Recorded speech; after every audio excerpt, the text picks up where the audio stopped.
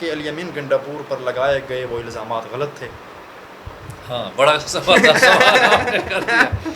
دیکھیے اس وقت یہ میرا جو پی ٹی آئی کے سے تھوڑا سا فاصلہ ہوا، اس میں علی امین صاحب کا کوئی کردار نہیں تھا۔ اس میں ہمارا مسئلہ تھا پرویز خٹک کے ساتھ، جو ہمارے چیف منسٹر تھے، اور آپ کو پتہ ہے کہ چیف منسٹر کے حوالے سے ہم نے کافی پریس کانفرنسز کی، ہمارے ایم پی ایز ہمارا ایک گروپ بنا تھا، اور ان کا ہمارا مقصد یہ تھا کہ ہم صوبائی گورنمنٹ جو ہے اور اس کے جو ہیڈ ہیں وہ پی ٹی آئی کی جو اپنا منشور ہے اس پہ چلے۔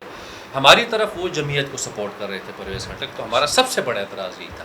اور یہ جو علی امین اور ہمارا جو آپ نے شاید واقعہ دیکھا ہوگا کہ پروگرام ٹی وی پروگرام میں، وہ اچانک سمجھے کہ اتفاقاً ہوا تھا، ہمارا کوئی پلان نہیں تھا۔ اگر مجھے پتہ ہوتا کہ علی امین صاحب اس پروگرام میں ہیں تو میں شاید ان کو کہتا کہ ایسا نہیں ہونا چاہیے، کیونکہ ہم رواداری اور رسم و رواج مخالفت اپنی جگہ، لیکن آمنے سامنے گفتگو جو ہوتی ہے اس میں کبھی کبھی تلخ کلامی ہو جاتی ہے۔ ہماری کوشش تو ہوتی ہے اس پروگرام میں کہ نہ ہو، بدقسمتی سے ہوئی، یہ لگی رہتی ہے۔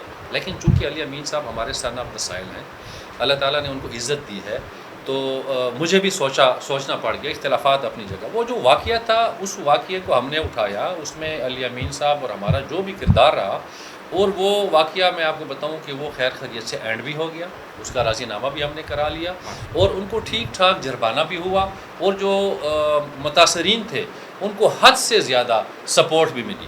تو میرے خیال میں دیکھیں، کبھی کبھی ہم تنقید کریں گے، ہم علی امین پہ بھی تنقید کریں گے، جہاں پہ وہ غلطی کریں گے ہم ان کو بتائیں گے کہ اس کو ٹھیک کریں۔ اس کا مطلب یہ نہیں ہے کہ اگر ہمارے کوئی لڑائی ہو گئی ہے تو ہمارے کو فاصلے ہیں۔ وہ ہمارا بھائی بھی ہے، ہماری پارٹی کا صوبائی صدر بھی ہے، چونکہ ہم پی ٹی آئی کے حوالے سے عمران خان کے سپاہی ہیں تمام کے تمام۔ تو جب عمران خان کا مسئلہ آئے گا تو ہم اپنے تمام اختلافات بلا کے ہم انشاءاللہ ایک دوسرے کو فالو کریں گے۔ آج وہ میرے صوبائی صدر ہیں، اور میرا فرض بنتا ہے کہ میں علی امین کو ڈیفینڈ بھی کروں اور ان کی سپورٹ بھی کروں اور ان کے ساتھ چلوں۔